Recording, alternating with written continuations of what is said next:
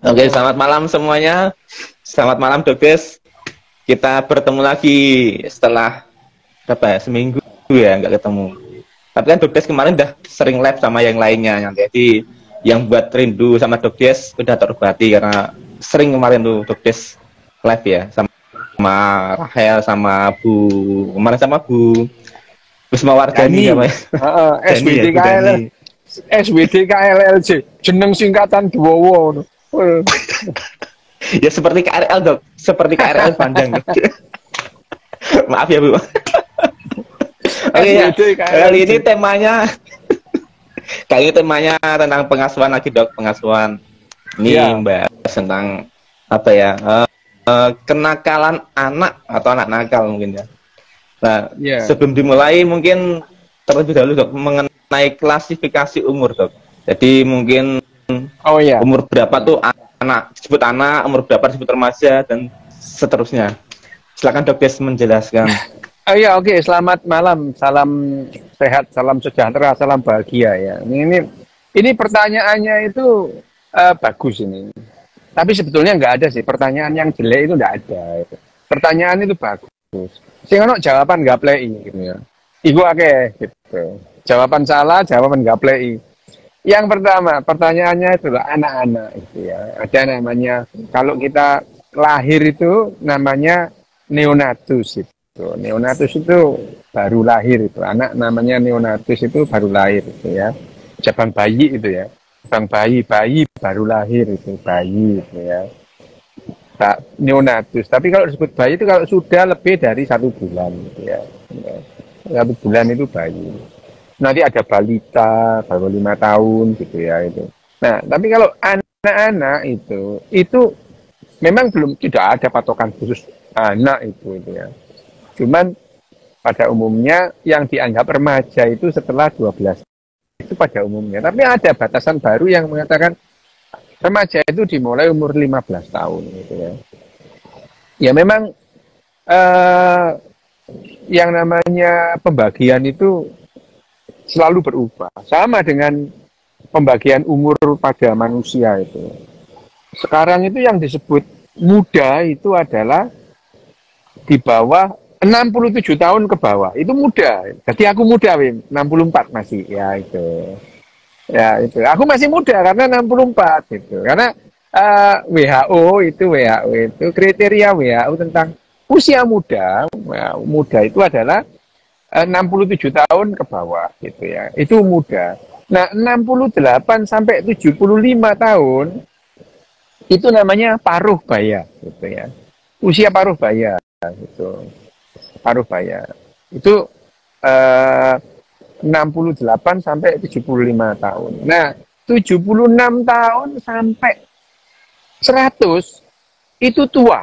Nah, di atas 100 itu adalah orang tua yang berusia panjang. Itu kriteria WHO gitu ya. Nah, usia muda itu ya tentu ada yang namanya dewasa. Yang disebut dewasa itu kalau dalam kedokteran itu dewasa itu 20 gitu ya. Nah, yang namanya 20 sampai 25 itu dewasa muda gitu. Emang dibagi-bagi kok tambah sulit tambah ruwet gitu ya.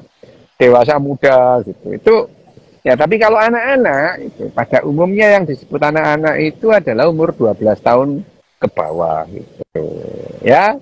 Itu anak-anak. Nah, nek kriteriane anak nakal iku aku sing takon, kriteriamu tentang anak nakal kuwi apa? Sik takon gawe judul gak pleki ngono. Ngenyaku kan. Yo, itu saiki ngene lho. Ya kan iki ngerjai aku kok iki. Nah, aku sekarang nanya, kriteriamu tentang anak nakal sebelum kita lanjutkan diskusi, aku itu mau tahu batasanmu anak nakal itu di mana itu. Ayo, Ya, itu, kon saiki tak. Dok, itu kemarin. Ayo, apa? Ya itu kan kemarin ada yang komentar. Oh ini narasumbernya apa nggak bahaya toh? Ini bahas narasumbernya sendiri. Ya. Ya emang seperti itu apa adanya ya Dok. Iya, tapi ya Wim, tentang anak nakal itu, aku itu ya dari kecil dibilang nakal gitu. Sampai konco-koncoku akeh sing muni. Aku gak dolen mbek kon, gak oleh bapakku, kon nakal. Iku hampir semua. sak kampung itu muni kabeh gitu ya. Sampai sak kampung. Aku gak dolen mbek kon. Gak oleh bapakku, kon nakal itu. Itu adalah kata-kata yang sering ku dengar, hampir tiap hari ku dengar kalau ada orang anak-anak itu terus tak deketin itu dia nggak mau itu, nggak mau. Karena dilarang orang tuanya itu. Aku gak dolen mbek kon, gak oleh bapakku, kon nakal gitu. Ada yang anak namanya nggak usah tak sebutkan namanya karena dia itu masih ada itu. Mudah-mudahan dia nonton di sini itu. Tapi enggak lah ya, enggak ada itu. Jadi waktu itu dia iya sama sepantaran gitu terus kemudian dia ngomong, "Aku gak dolen mbek kon, gak oleh bapakku." Tak uber wem, tak kejar. Oh, sampai mlebu omahe, sampai mlebu kamare tak uber. Tak kejar sampai masuk rumahnya, masuk kamar tak uber. Kamarnya ditutup tak gobrak. Lalu ibunya itu ya ada, ibunya cuma ketawa-ketawa atau ada apa mas gitu. Ya mungkin ibu ya sungkan mbak ibuku ya. Ibunya kan wedi ambek mamaku ya palingan. Jadi ya aku lari masuk rumahnya ngejar anaknya itu, ibunya ya ketawa-ketawa aja, ada apa mas gitu. Ya aku nggak merasa sih nakal itu, nggak merasa nakal karena ya dari kecil responku terhadap lingkungan itu ya seperti itu gitu. Tapi kriteria anak nakal itu ya memang iya sih. Aku masuk anak nakal itu gitu. Anak nakal itu. Nah, kalau kriteria anak nakal dalam istilahnya dalam populasi gitu. Anak nakal itu adalah anak yang kesulitan berkomunikasi sehingga menimbulkan kericuhan, yaitu sulit berkomunikasi gitu ya. Jadi sebetulnya model anak-anak seperti aku itu kesulitan berkomunikasi gitu. Kesulitan berkomunikasi. Jadi bagi orang-orang berkomunikasi dengan bagus itu, bagi anak nakal itu kesulitan gitu. Sehingga terus kemudian ekspresinya itu berbeda dengan anak-anak pada umumnya gitu. Betul-betul kesulitan gitu. Misalnya ya, gini loh, kesulitan berkomunikasi itu bukan berarti dia itu tidak tahu apa yang diomongkan gitu ya. Bukan gitu, bukan. Cuman meresponnya itu secara berbeda gitu. Ini contoh. Mamaku itu kan galak. Mamaku tuh galak banget tuh. Galak banget itu. Wah, mamaku tuh galak banget itu. Nah, anak-anaknya yang lain itu ya zaman dulu ya, orang Jawa zaman dulu itu kalau seorang ibu itu terus kemudian matanya melotot gitu, mesti ada yang dimaui gitu ya.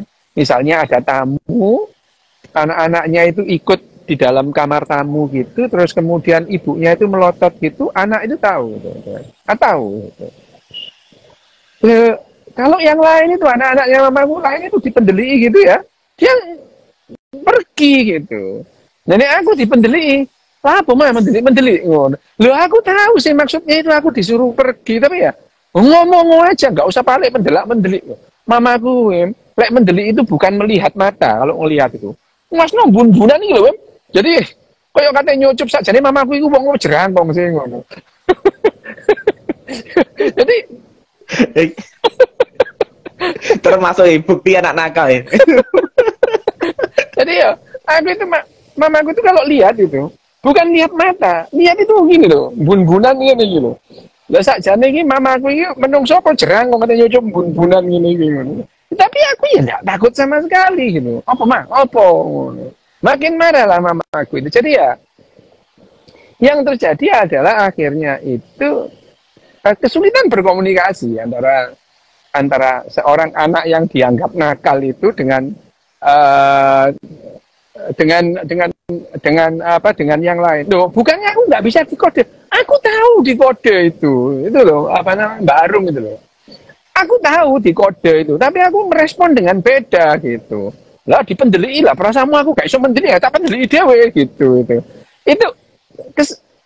Ya keputusannya itu adalah keputusan yang diambil oleh otak gitu ya, diambil oleh otak. Keputusan yang diambil oleh otak itu tentu berbeda antara anak satu dengan anak yang lain. Nah, gini, otak itu berkembang dari zaman ke zaman itu secara evolusioner ya. Gitu. Jadi anak-anak model aku dulu itu Wim ya, kalau model aku gitu, hidup zaman pemburu pengumpul, dibuang mungkin sama keluarganya gitu. Karena menjadi beban gitu. Beneran itu. Jadi anak-anak di zaman zaman pemburu pengumpul itu, anak yang menjadi beban itu lah akan dibuang gitu. Karena beban itu. Beban keluarga inti itu akan menjadi beban kelompok gitu. Udah nggak bisa berburu, ngerepoti aja gitu ya gitu. Ya, disuruh ramban yang nggak mau gitu ya. Itu melemahkan ikatan kelompok gitu ya. Betul, itu melemahkan ikatan kelompok. Nah, anak-anak yang demikian itu tentu disingkirkan. Nah, anak yang demikian itu pada umumnya dia tidak menemukan pasangannya gitu. Nggak menemukan pasangannya. Pasangan zaman pemburu pengumpul ya cari yang pintar berburu, nggak pintar cari masalah gitu. Nggak pintar cari masalah. Jadi pada masa pemburu pengumpul itu seragam itu. Sifat-sifat itu seragam gitu ya. Itu seragam sifatnya. Kemampuannya ya seragam. Hampir semua orang pemburu pengumpul bisa membuat anak panah gitu ya. Hampir semua orang pemburu pengumpul itu mampu mendeteksi di mana ada buruan gitu ya.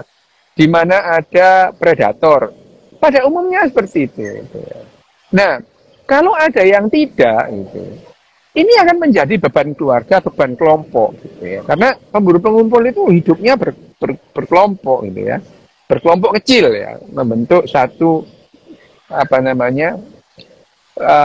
kelompok gitu ya. Kelompok. Nah, itu makanya pemburu pengumpul itu seragam, hampir seragam ya, satu dengan yang lain berbeda, tapi hampir seragam. Kemampuannya itu hampir seragam ya.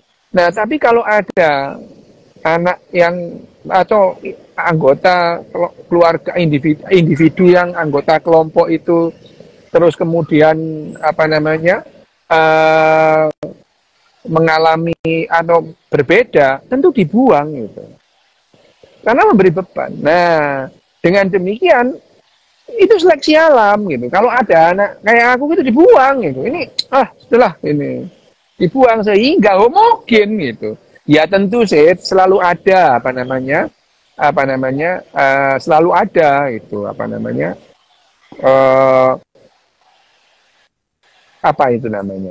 mutan-mutan baru, varian-varian yang selalu ada, tapi selalu dibuang itu.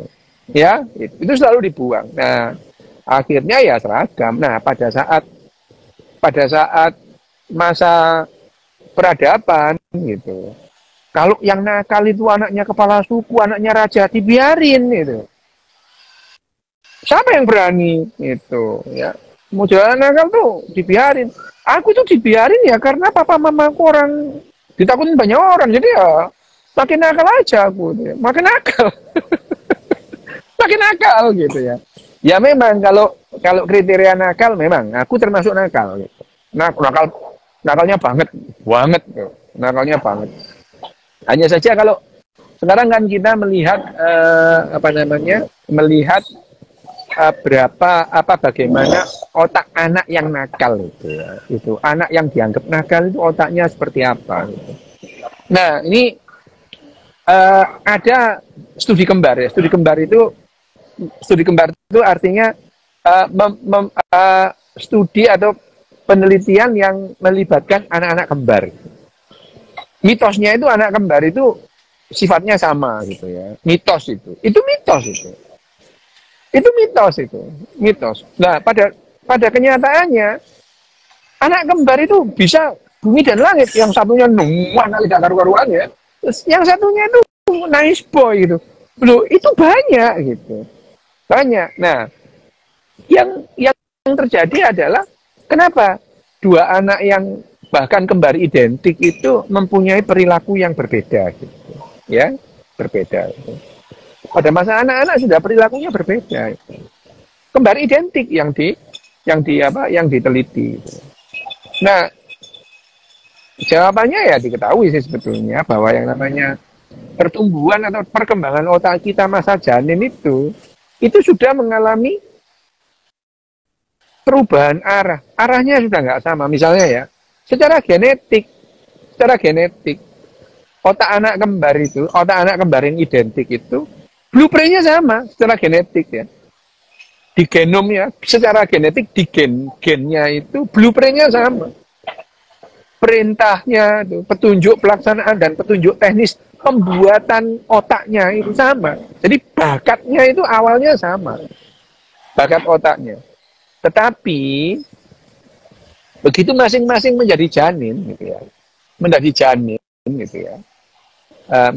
janin itu, dua otak ini berkembang secara berbeda. Kenapa? Misalnya aja satu janinnya terinfeksi, satunya tidak. Loh ini akan beda gitu ya. Satunya sakit, bisa nggak? Loh bisa. Ini sudah dua individu yang berbeda gitu. Loh kok bisa? Ya meskipun misalnya ibunya mengalami infeksi. Terus infeksi itu infeksi bakteri misalnya ya. Bakteri itu mengalir di darah gitu. Belum tentu dua-dua janin itu terinfeksi. Belum tentu gitu. Bisa salah satu, bisa dua-duanya gitu ya. Bisa dua-duanya juga enggak gitu. Nah, kalau salah satu janin terinfeksi otaknya, gitu, otaknya akan berkembang secara berbeda gitu. Otakku dan otak kembaranku itu berbeda gitu. Berbeda berkembangnya. Misalnya mungkin terjadi infeksi, gitu ya, sangat mungkin gitu. Nah, perkembangan yang berbeda dan pertumbuhan yang berbeda itu menghasilkan perilaku dan bakat lahir yang berbeda gitu ya. Jadi bakat genetik itu tidak sama dengan bakat lahir gitu. Karena bakat lahir itu otak perkembangan pertumbuhan otak itu sudah terjadi pada saat dia mulai terjadi pertumbuhan jadi sigut membelah jadi embrio gitu ya, membelah itu pada saat lahir. Dua anak kembar itu pada dasarnya mempunyai bakat yang berbeda.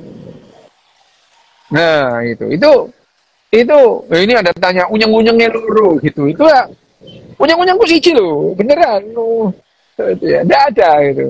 Unyeng-unyengnya loro. Itu juga mitos bahwa anak yang unyeng-unyengnya loro itu nakal gitu. Lah aku punya anak yang tak wantemi menengahin unyeng-unyengnya mek siji, wah enggak berani sama aku gitu. Sakjane bukan dia itu termasuk anak nakal, tapi ketemu tandingannya akhirnya menang gitu. Nah, aku pernah loh dibully. Aku nggak pernah bully itu nggak pernah. Tapi kalau dibully, yang bully itu dari sengsara hidupnya gitu. Ya itu kenapa ada dua anak itu mempunyai perilaku yang berbeda gitu. Nah, perilaku yang berbeda itu ya bisa saja perilakunya berbeda, tapi dua-duanya kategori bukan anak yang nakal gitu. Anak nakal tadi itu kan gitu. Sebetulnya yang disebut anak nakal itu kan anak yang tidak mau mengikuti nilai-nilai atau aturan-aturan yang disepakati dalam sebuah kelompok gitu. Ya, gitu. Anak nakal misalnya anak nakal di Jawa gitu. Itu seringkali tidak dianggap anak nakal misalnya di Belanda gitu. Kenapa? Itu bapaknya dijambal-jambal. Cek gitu ya. Itu kalau di Jawa kan kodo iki ngono ya. Kodo gitu ya. Ya sama dengan aku ini bisa kromo inggil tuh ya bisa itu. Bahkan bahasa wayang, bahasa kawi bisa. Tapi aku tidak pernah boso sama siapapun, nggak mau gitu. Nggak mau itu. Nggak mau itu. Sama guru kabeh yo nggak mau. Apa Pak? Salah sama niku Pak gitu. Lah guru dikunono lah yo ngamuk ya Wem gitu. Pak sampean iki ngawur, Pak. Salah gitu. Lah saya betul-betul tidak menerapkan yang namanya manner itu. Jadi kromo, apalagi kromo inggil nggak mau gitu. Nggak mau gitu. Nggak mau. Sampai mbahku lah, bapakku lah, ibuku tak ngomong gitu. Nah, sebagai anak yang hidup di Jawa itu ya, dan keluarga Jawa, ya nakal iki ngono. Mau bapaknya dikon-konno, disampean-sampeano. Lah bahkan pernah aku ini nanya, mamaku cerita tentang papaku. Terus aku ngomong, arek nanti tak gimana? Ngono, arek loh, papa kok di arek, loh jane arek gitu ya gitu. Ini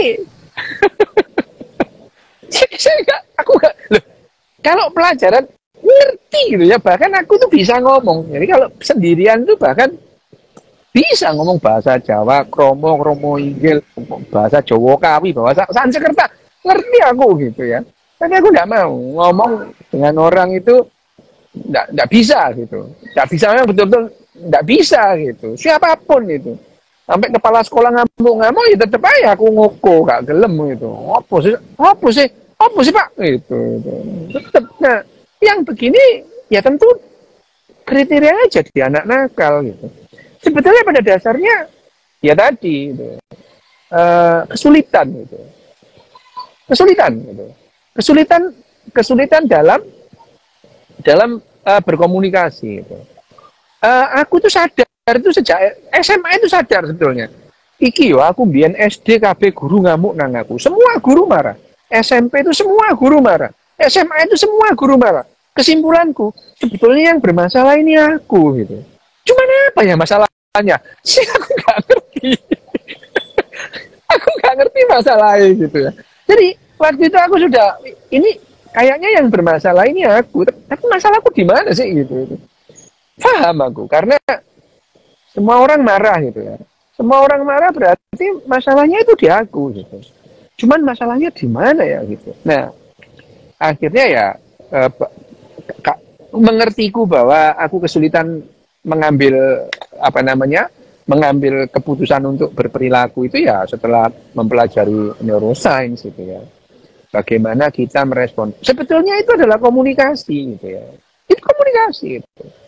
Nah, nakalnya anak Jawa itu ya kalau di Eropa ya nggak dianggap nakal sih gitu. Itu kalau misalkan bapaknya dijangkar-jangkar, dijambal-jambal itu, cek ojo ngono tak cek ngono ya. Itu ya enggak apa-apa gitu.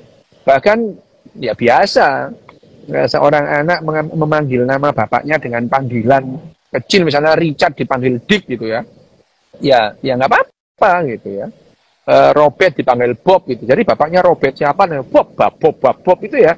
Lah ya enggak apa-apa itu kalau itu adalah tradisi Nah, yang jadi persoalan lagi itu kalau kenakalannya itu bisa destruktif lah, itu bermasalah gitu. Ya. Berantem lu itu ya aku tuh hampir tiap hari berantem meskipun nggak pernah loh aku garai itu nggak pernah. Itu mesti ada yang mulai gitu. Aku ini ojo digarai, ini digarai dadi gitu ya. Ya, tapi destruktif itu berantem, nempelengin, mukulin gitu.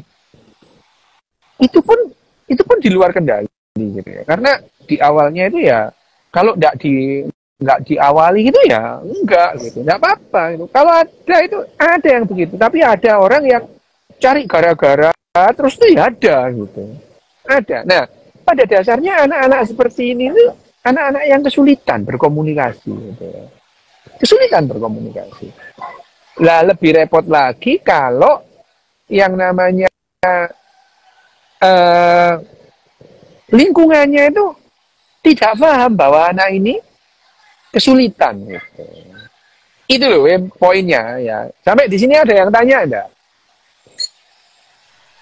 Ya sih, kalau yang tak lihatnya tes jalur KPAI ya sama tuh. Salah satu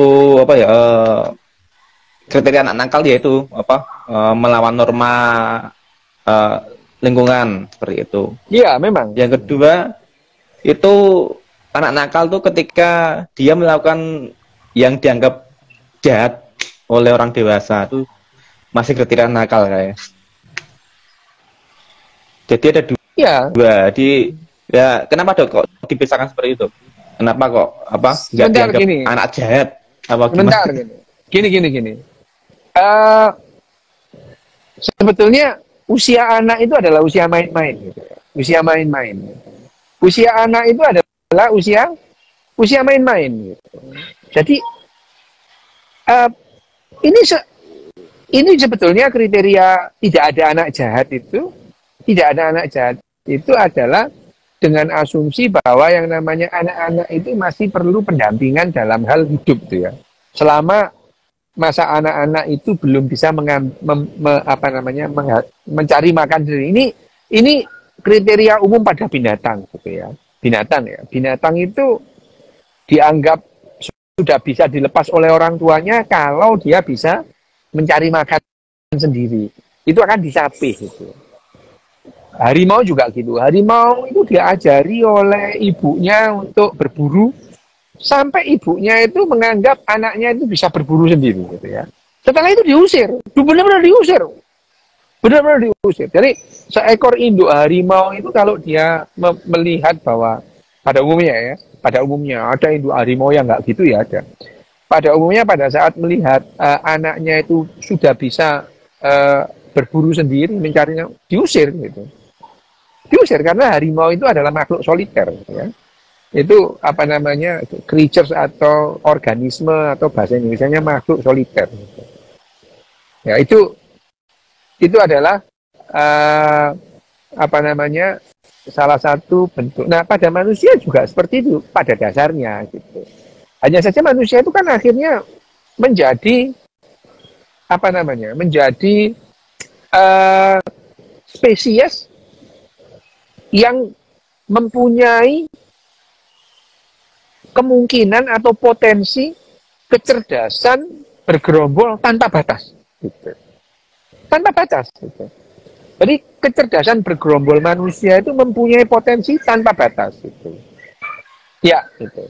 Kalau misalnya apa namanya kecerdasan bergerombol serigala gitu, itu 15 gitu ya. Setelah 15 itu serigala akan terpecah itu.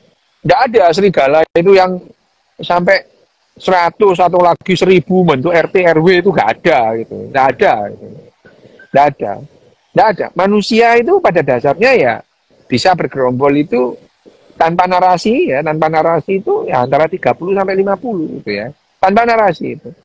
Manusia bisa ngumpul itu dengan narasi setelah dia bisa ngomong. Jadi dengan narasi itu akhirnya manusia itu mempunyai potensi kecerdasan bergerombol yang tanpa batas. Gitu.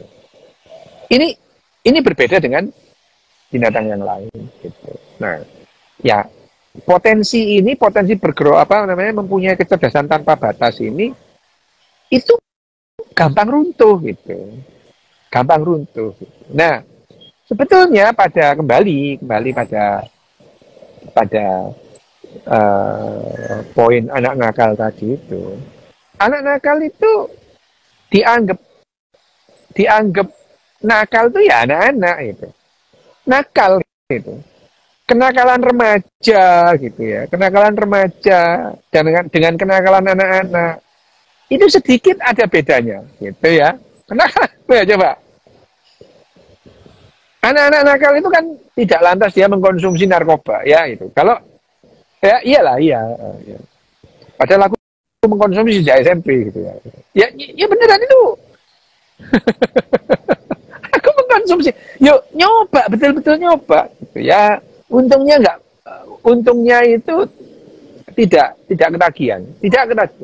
Morfin ya nyoba gitu. Nyoba ganja apalagi, tapi ganja itu bagi anak-anak dan remaja itu enggak enak gitu.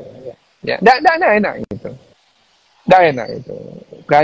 Ganja itu menghasilkan ketenangan seperti inner peace gitu. Seperti apa ya? Istilahnya ya ketenangan gitu ya.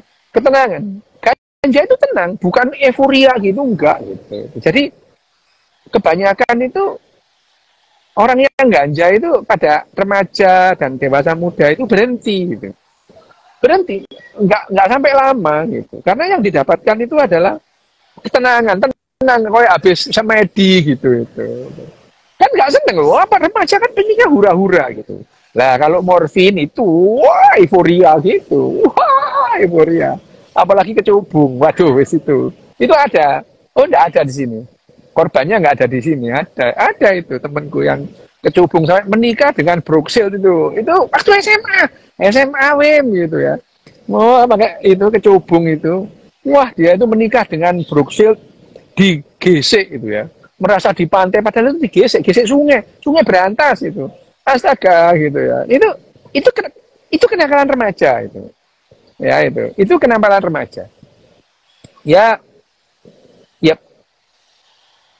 jarang sih remaja itu yang terus kemudian sampai kenakalannya itu terus kemudian bobol bank gitu. Itu kan kejahatan juga gitu ya. Kejahatan. Terus kemudian kenakalan remaja tahun 70-an, 80-an ya tawuran itu biasa gitu ya. Ya, itu ya ya bukan biasa, itu kejadian tawuran tahun 70-an itu ya tiap hari ada gitu. Tapi tawuran itu berkembang gitu ya. Akhir 90-an itu berkembang gitu ya. Akhir 90-an itu aku sudah melihat itu tawuran itu tidak seperti tahun 70-an gitu. Ya. Tidak seperti tahun 70-an itu. Mereka sudah mulai bawa benda-benda keras itu. Iya, tahun 90-an itu aku lihat tawuran itu, lah aku wis mahasiswa lulus dokter ya gitu ya.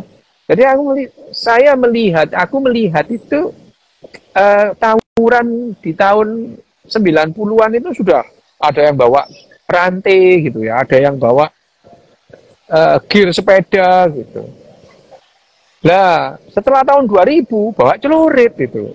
Mengerikan itu ya. Mengerikan itu. Kembali lagi, kenapa kalau anak-anak itu nakal itu tidak dianggap jahat gitu? Karena dianggap anak itu belum bisa memutuskan dengan baik gitu ya. Norma gitu ya.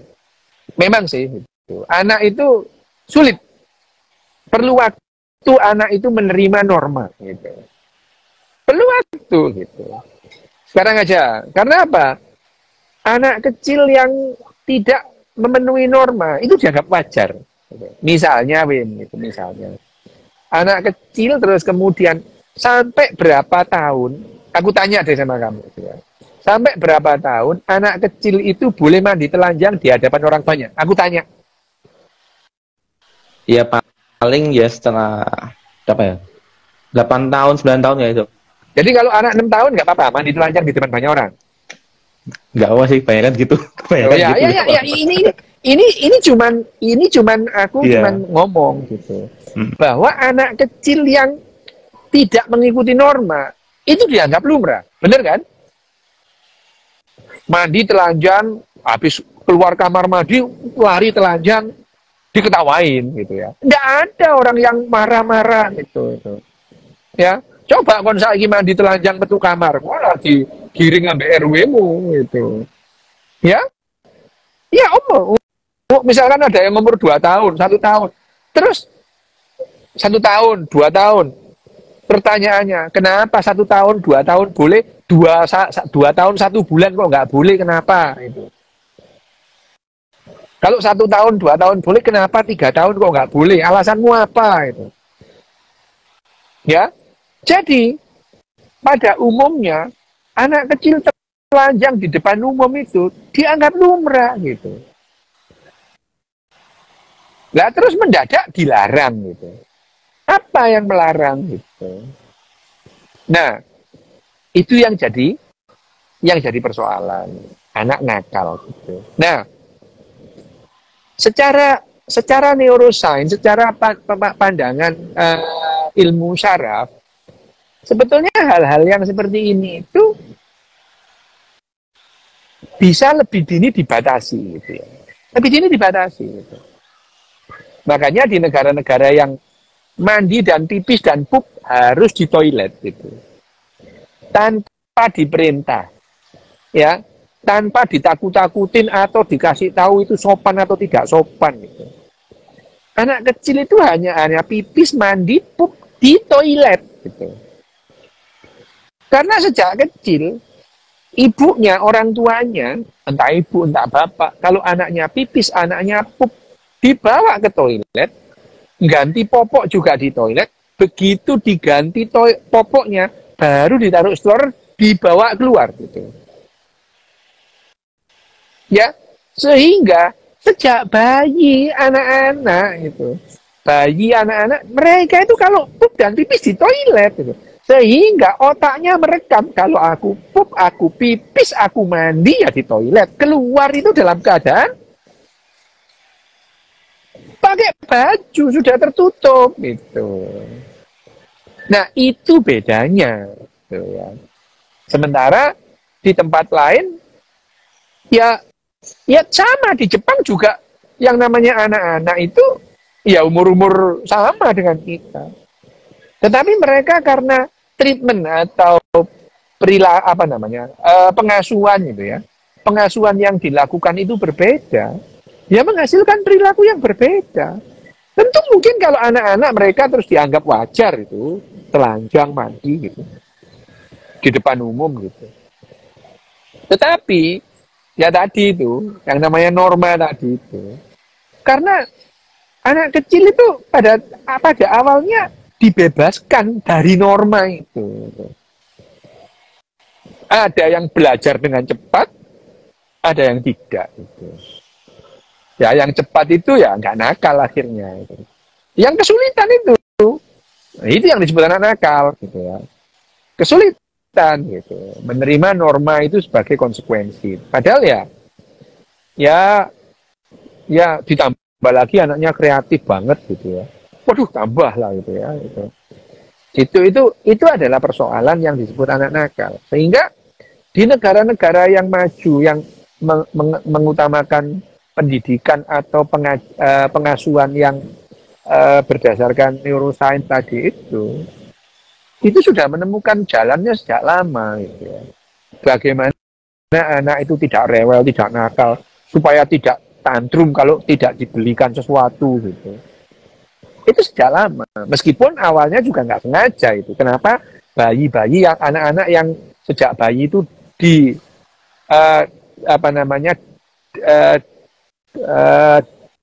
istilahnya orang tuanya melakukan pengasuhan dengan disiplin itu ya. Disiplin tempat makan harus di meja makan, terus kemudian pup dan pipis mandi di kamar mandi gitu ya. Keluar itu sudah dalam keadaan rapi gitu. Itu kejadian kenakalan pada anak-anak itu jauh di bawah masyarakat yang tidak melakukan itu gitu. Ya. Kenakalan remaja, anak nakal di mana-mana ada lah ya. Tapi kalau di Jepang itu sedikit anak nakal sampai gulung-gulung gitu ya. Ngobong warung kayak aku itu jarang gitu ya. Bakar warung, tapi aku tuh nggak sengaja loh bakar warung dulu itu. Nggak sengaja. Sumpah nggak sengaja. Bakar warung aku tapi nggak sengaja. Bener itu loh. Nggak sengaja gitu. Nggak sengaja itu. Nggak sengaja karena dulu warung itu kan tutupnya itu, penutup warung gebernya itu loh, Win. Gebernya itu biasanya dari bekas-bekas iklannya film zaman dulu itu kan, misalnya ada film itu kan dilukis itu. Dilukis itu ya, dilukis pakai cat minyak gitu. Sampai cat minyak. Nah, biasanya bekas-bekas itu gambarnya James Bond, gambarnya Charles Bronson, segala itu dipakai warung untuk tendanya gitu. Nah, suatu saat aku ini kan alergi macam-macam gitu ya. Ini yang jual warung itu sudah dipeseni sama ibuku itu. Ini ya anak ini kalau mau beli ini jangan dijualin loh ya gitu. Ya, jangan dijual gitu. Ya, nah, aku tuh kepingin es gandul. Tahu nggak es gandul tali merang itu? Kepingin. Tapi itu es serut itu dikasih setrup itu terus dikasih merang itu gandul-gandul gitu ya. Es gandul tali merang itu. Cino gundul gak wani perang itu ya. Itu apa namanya? Itu aku tuh mau beli itu, tapi yang jual tuh sudah diberitahu oleh ibuku tidak boleh menjual itu. Nah, kebetulan aku tuh bawa korek itu loh, korek dress itu loh. Tak obong loh ya. Udah kok kebakar bener tuh. Gitu. Minyaknya itu langsung cepet, terbakar, habis itu dalam waktu pendek lah, nggak sampai 5 menit itu warung itu kebakar karena cat minyak itu kebakar. Ya diganti sih sama ibuku, warungnya jadi baru, bagus itu. Harusnya terima kasih lah sama aku yang punya warung itu karena berkah juga, berkah juga. Wah, aku ya diajar lah aku ya itu. Itu kayak iklan tuh, jasa bakar warung keliling. Jasa bakar warung keliling. Ya gitu. Nah, itu kan dianggap anak nakal gitu ya. Itu dianggap anak nakal gitu. Ya nakal sih, ya anak nakal gitu. Tapi kesulitannya adalah aku tidak pernah dilatih. Aku tidak pernah dilatih. Karena semua orang menganggap semua anak harus diperlakukan sama gitu. Jadi perlakuannya sama. Kalau nakal ya diajar. Nah, tapi akhirnya ya yang disambleki mama aku cuma aku tok gitu. Adikku tuh nggak pernah, kakakku juga nggak pernah itu. Jadi yang namanya rotan itu tiap hari itu makan pantatku, makan pahaku, yang lain enggak gitu. Karena kriterianya itu pokoknya kalau anak yang nakal itu ya dipukul gitu, ya dipukul gitu. Nah itu kriterianya itu dianggap sama. Padahal yang namanya komunikasi arek model kayak aku gini dengan anak yang kayak kakakku, adikku, itu perlu komunikasi yang berbeda, pengasuhannya itu berbeda gitu, ya berbeda. Kalau seandainya aku disiplin dari kecil gitu ya, gitu, ya mungkin beda juga hasilnya gitu. Itu yang jadi persoalan. Nah, pada saat terus kemudian mendadak sudah dewasa, sudah remaja, nggak boleh gini, nggak boleh gitu. Anak itu bingung gitu. Kemarin boleh kok sekarang enggak gitu. Apa bedanya gitu ya? Otak kita itu mengalami kebingungan. Selalu mengalami, hanya saja ada anak-anak yang belajar dengan cepat gitu ya. Secara emosional itu belajar secara emosi dengan cepat. Ada yang secara emosi lambat gitu. Yaitu yang disebut kecerdasan emosi. Nah, kecerdasan emosi itu sangat rendah. Kecerdasan emosi itu sangat rendah gitu. Sehingga yang demikian itu tidak masuk gitu. Kecerdasan kognitifku tinggi banget gitu. Tinggi banget lah gitu. Kalau tak kasih tahu IQ ku kaget kabeh, nanti nggak usah gitu ya. Tinggi banget, IQ ku itu tinggi banget. Cuman itu IQ, tapi kecerdasan emosiku rendah banget gitu. Rendah gitu. Karena ya tadi gitu, tidak dilatih. Seandainya aku hidup di tempat yang berbeda, mungkin hasilnya beda gitu. Tentu hasilnya beda gitu.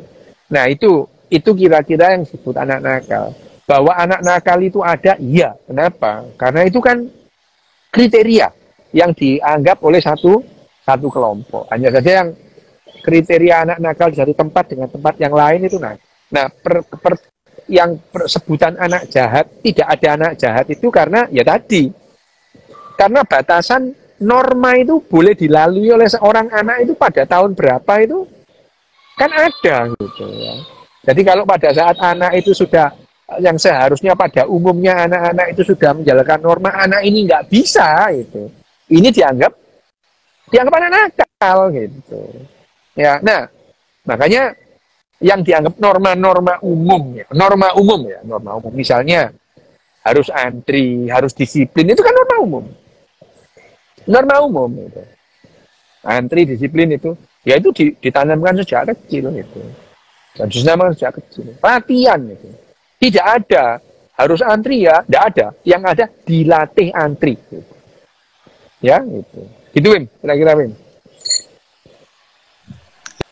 Ya, berarti kan kenakalan itu berkaitan erat dengan apa ya, pengasuhan dari orang tua dan komunitas, Dok ya. Iya, ya. Karena gini loh. Betul. Iya. Terus. Tak kayak contoh gini kan gini, biasanya kan di sini ya kan terkenal ya religius lah. Jadi ketika ada anak istilahnya ya dia sering nolong orang, tapi ketika dia nggak sholat ya itu terus dianggap anak nakal. Ya, iya. Seperti itu. Jadi benar terpengaruh dari pengasuhan komunitas berarti ya. Iya benar. Jadi kriteria anak nakal itu tergantung norma. Gitu ya. Norma, misalkan orang harus sholat, begitu anaknya nggak sholat, ya dianggap anak nakal gitu. Ya dianggap anak nakal. Loh aku tuh pernah itu sholat itu tak anggap sebagai sebuah pokoknya menjiwai. Ya pernah itu sampai pada akhirnya ilfil itu ya pernah gitu ya itu. Iya dianggap anak nakal gitu ya. Dianggap anak nakal. Anak yang melanggar norma itu dianggap nakal gitu. Norma loh ya. Norma itu terus kemudian kalau pada satu saat merugikan orang lain, itu yang jadi persoalan gitu ya. Merugikan. Nah, kalau aku yang bakar warung terus diganti sama mamaku soge, gak apa-apa kan gitu. Iya, selesai masalahnya. Pada saat itu diganti lebih bagus ya. Ya, nggak apa-apa. Tapi kalau misalnya bayangin aja terus kemudian aku yang miskin, wah aku dirajam masa aku. Gila, kalau aku ini bukan anaknya bapak aku tuh ya udahlah, aku tuh mati dari dulu sudah gitu. Nah, ini ya kebetulan ya, ini kebetulan aja, itu kebetulan. Jadi privilege itu sejak kecil aku memahami privilege itu tidak perlu dimaluin itu. Memang ada orang yang ya memang kamu anaknya orang kaya terus marah. Lah emang kenapa anaknya orang kaya gitu.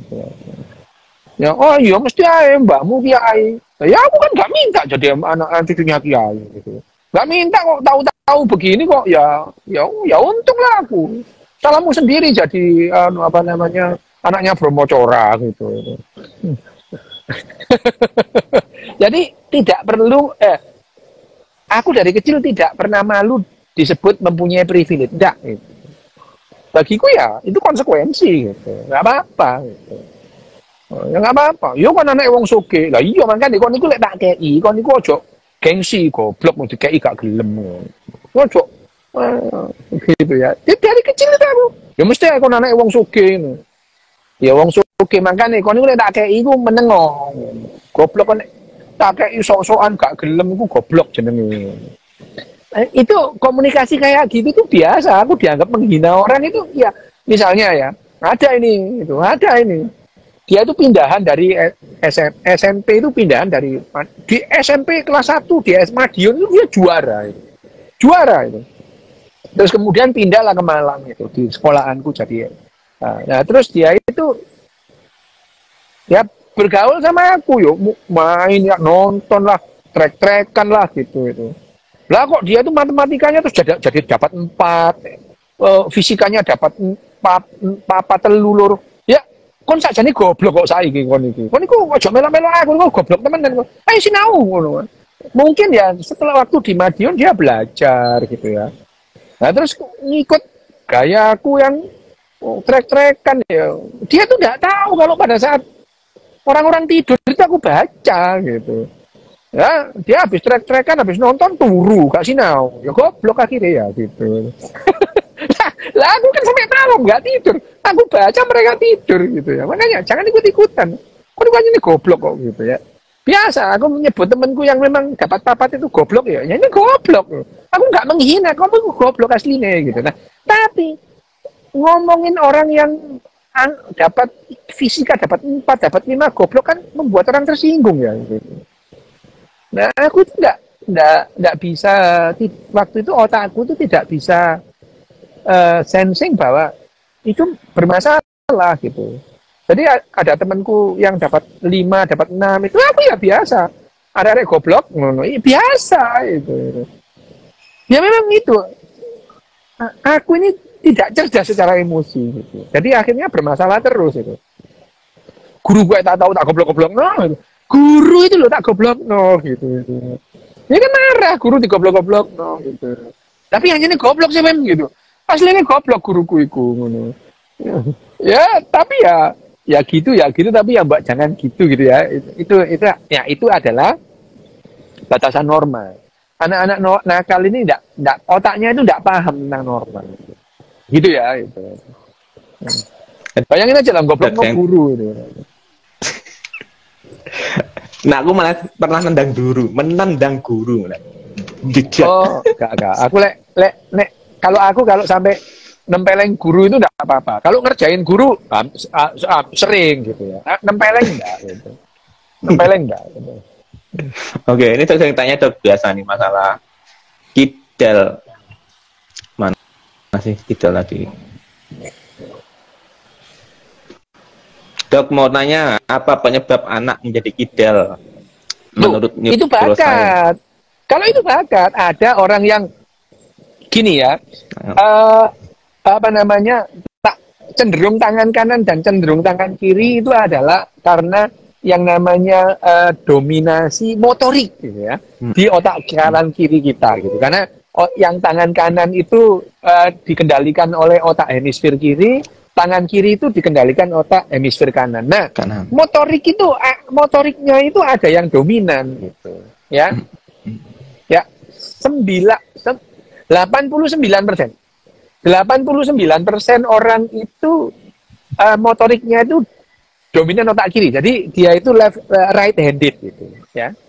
right handed itu, right handed. Tapi ada 11% orang yang left handed, tangan kiri, kidal gitu. Nah, 11% itu rata-rata dunia, ada di populasi yang hampir 30% itu orangnya left handed gitu. Iya gitu. Itu varian aja ya, sama ada yang orang misalnya kalau di Eropa itu mayoritas itu hidungnya mancung gitu, ya ada yang pesek kan gitu ya, sama itu kayak gitu ya, kidal sama enggak kidal itu masalah ya bakat aja, bakat lahir itu. Tapi kalau yang tanya kidal apa juga kakinya juga masih bagian tubuh kirinya juga lebih dominan, Dok? Kiri lebih dominan gitu, kiri lebih dominan gitu.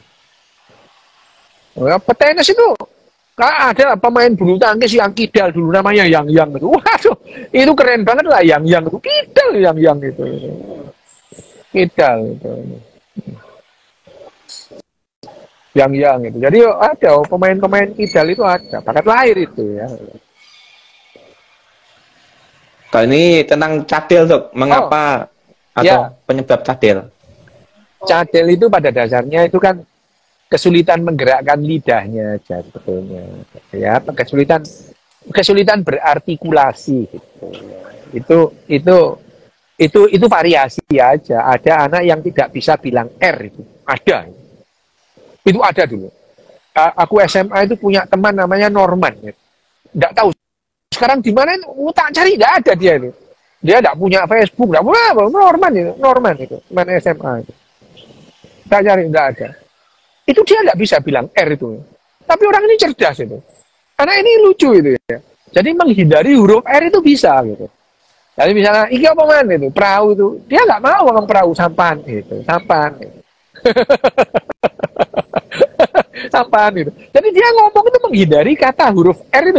Bisa loh dia itu. Tapi nggak tahu dia itu di mana. Mati paling gitu. Nggak paling mati gitu. Lah iya loh, nggak ada loh itu. Nggak ada lah, zaman segitu nih ya, begitu lulus SMA itu, kamu tuh nggak tahu orang itu kemana. Kita itu terhubung lagi itu setelah ada Facebook, ya, terus kemudian ada BlackBerry. Gitu. Nah sekarang terhubung lagi semua. Dulu itu mulai lulus sampai tahun 2008 itu kita itu hilang kontak, benar-benar hilang kontak. Gitu.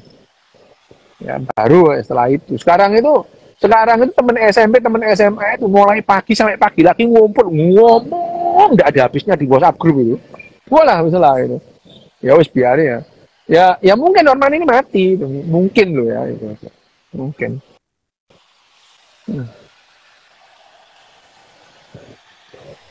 Berarti cadel tuh nggak bisa dilatih, Dok? Apa gimana? Nggak tadi cadel, nggak bisa? Gini loh, kalau sudah cadel, terus memang nggak bisa, ya udah nggak bisa, memang nggak bakat. Misalkan orang nggak bakat gitaran, nggak punya bakat, kamu suruh gitar, nggak bisa. Kamu pernah tahu nggak orang yang buta nada? Ada itu. Disuruh nyanyi itu nggak bisa, itu. Umbok kamu lihat itu nggak bisa, ada buta nada dia gitu. Lah, sama lah orang buta nada dengan orang cadel gitu. Orang cadel itu ya, kamu bilang itu ya nggak bisa. Ada gitu.